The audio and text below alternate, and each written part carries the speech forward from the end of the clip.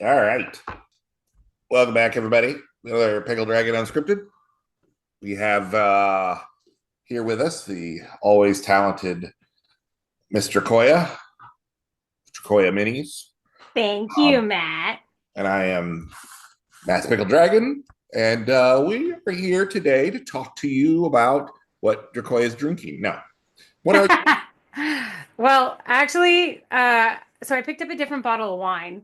It's called Lyric, and I thought it was going to be good. It's a Pinot Noir, and it's from a good region that I really like in California, Monterey. But and it says this is a pleasure in the pathless woods. There is a rapture on the lonely shore.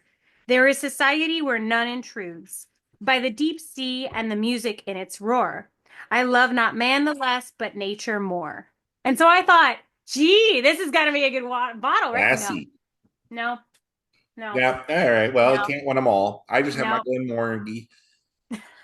I'm good. I'm in a happy place. I So, want that. guys, we recently talked about Bastions, and there was a request from a number of people that we go over some of the old timey first, second, third edition castle stronghold building rules. So that's what we're going to start doing. And we're going to start today with first edition. And I know that there are rules in like regular D&D, the basics and whatnot, but we're going to start with AD&D because that was my gig growing up. So here we All are. right. First edition. Here we are. Yes. So here we Screen go. share. And I think we need to preface this by saying, remember, this game was designed by like War gamers. war gamers. Thank you. My tongue twisted on me. War It this was gamers. So be a little bit gentle. This was first edition, never been done before, designed by a bunch of nerds in their basements, war gamers. Yes, with their sand tables and Napoleonic figures. So Yes. and but as you can imagine, there's going to be some complexity here, but there is some good stuff here. And what you're going to find is that what I did over the years is combine a lot of different rule sets. And I did use some of this, but let's go over it real quick. So we're going to share with you Absolutely. the old first edition AD&D DMG Dungeon Mesh Guide. All right. So here we go. So construction and siege. So they were immediately worried with the presence of a castle and knocking it back down again, which is cool. So they have non-humanoid, or well, I guess monstrous humanoid, they'd be considered today, monstrous humanoid workers, because I guess those would be the guys that would be laying siege quite often, I would guess.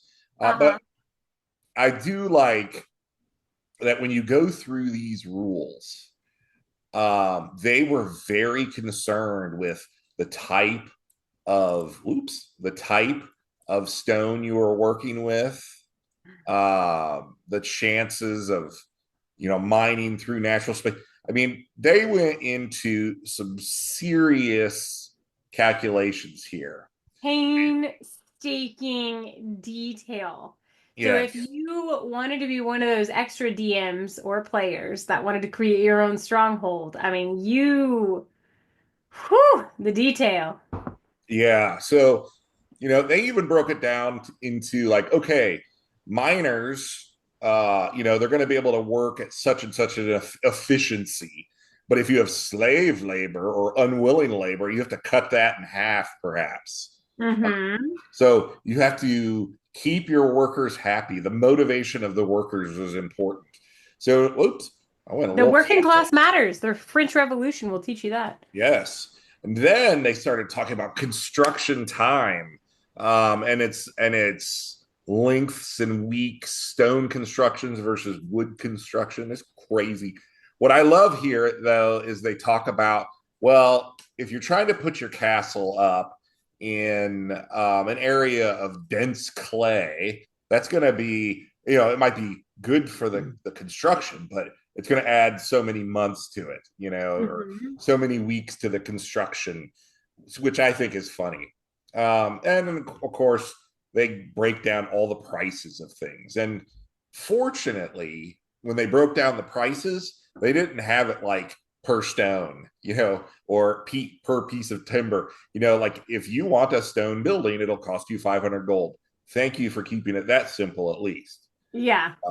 But they do go into all of the classic Western European castle building terminology, your battlements and bartizans and barbicans and murder holes and parapets and on and on and on. So fortunately, they give definitions for all of those. So if you're not sure what a barbican is, they'll tell you.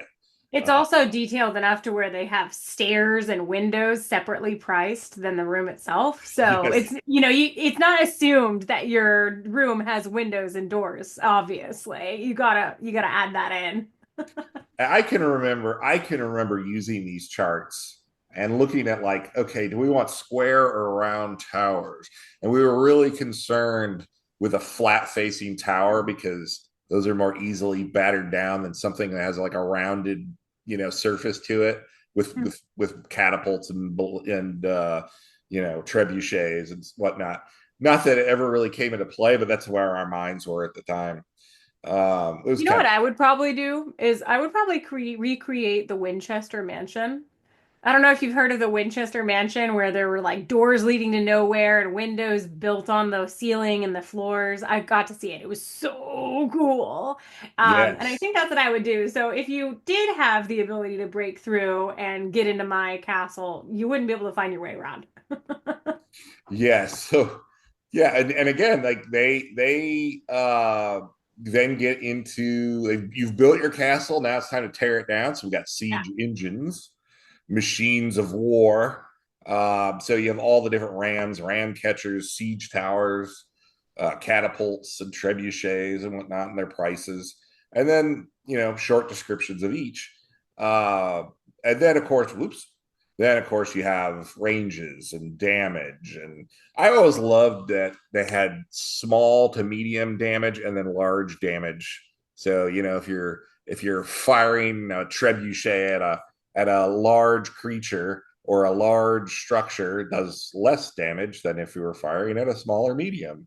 So it's all kind of funny. The crew you need like a trained crew to operate these machinery. Uh, Obviously. yeah, for sure. Um, so and I think you get the gist here when we're talking about first edition.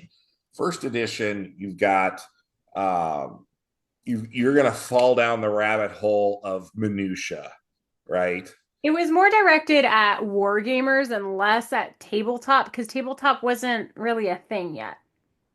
Yes, but I think it's really interesting, and it also gives siege values for spells Mm. and creatures. Like a hill giant's going to be pretty good at smashing down walls.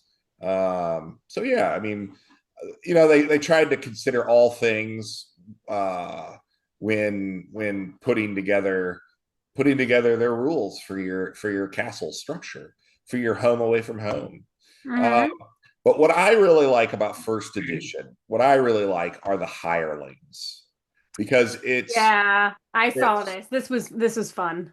yeah, I mean let me get to the hirelings section. Here we go. Um there we go, hirelings. So there is a basic section here. So if you need a tailor or a mason or obviously you're going to need carpenters and all these people to actually build your castle.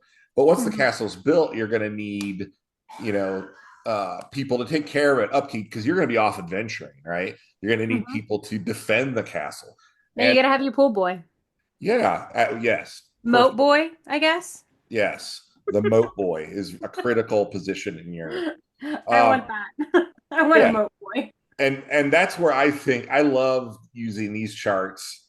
Even into third edition, I would fall back on these charts because all the different positions are so, a limner, they do all the signage in your castle. You got to have a limner, Oh, right? and there's a link boy. Okay, there we go. I Yes. can get a moat boy and There. a link boy. He runs around lighting torches and lanterns and stuff. Fabulous. You need like all of these positions filled in your castle. Who knew?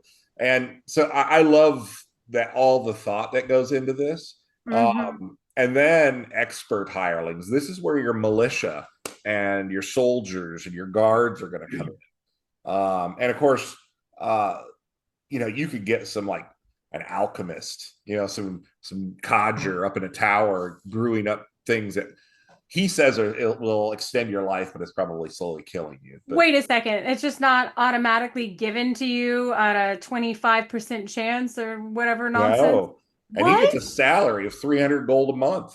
Oh my God. He's an expensive murderer. I know. This isn't even including all the magical items. Oh, wait, you don't get those on automatic either? No, so I love like down here hiring spies and like the idea that my group, they would hire a bunch of guys just to go out and search for adventure. So back in the day, our campaigns were more about just kind of Indiana Jones style, the stalwart adventurers and the spidery tomb or whatever, like Mhm. it was just adventure. So they would have to like send people out, and they always had stables of characters. So like if everyone wanted to play a third level adventure, I think I got a third level character here somewhere, and they all operated out of this castle. But yeah, it's a lot of fun.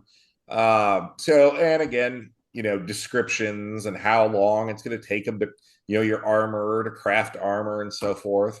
Mhm. So yeah, I this is what I like about first edition. Uh, you know hirelings is it's just so specific. You got your little sages; they can do all kinds of research for you. I don't think they're going to be crafting giant magic items for you, but What? it's But a they can it's a research if you great find them, alternative. Yeah, I mean it's a great alternative, right? which is kind of what you do in your games, right? You said that you don't have the identify spell. The identify Correct. spell doesn't exist in Matt's game because he finds it is more rewarding for the players if they have to do their own research, and it's more fun for the DM if they can cause chaos. Yes, yes. Which we talked about that in one of our previous videos. So, all right. Well, that's about all we got for today. First edition. A war gamer's delight, as they say. So, yeah, let us know what you think. Do you Yeah, like is any this of this? something that you guys would play, or what do you think about it compared to the new edition, the Bastions. 5.5? In a later video, we're going to be doing other editions, and we are also going to be comparing them side by side and a little bit more of a detailed analysis. So I can't wait for that. And if you'd like to support the channel, go to Foxbite Hobbies, foxbitehobbies.com, and use code DRACOYA DRACOYA, and you can get 10% off of your order. He has amazing backpacks. I can't wait to show mine at the PAX convention that's coming up in a couple of weeks for board games. So if you guys are going to be there, come say hi and go to Foxbite Hobbies to support the channel. But until next time, friends, drinking buddies, come back and have another round on us.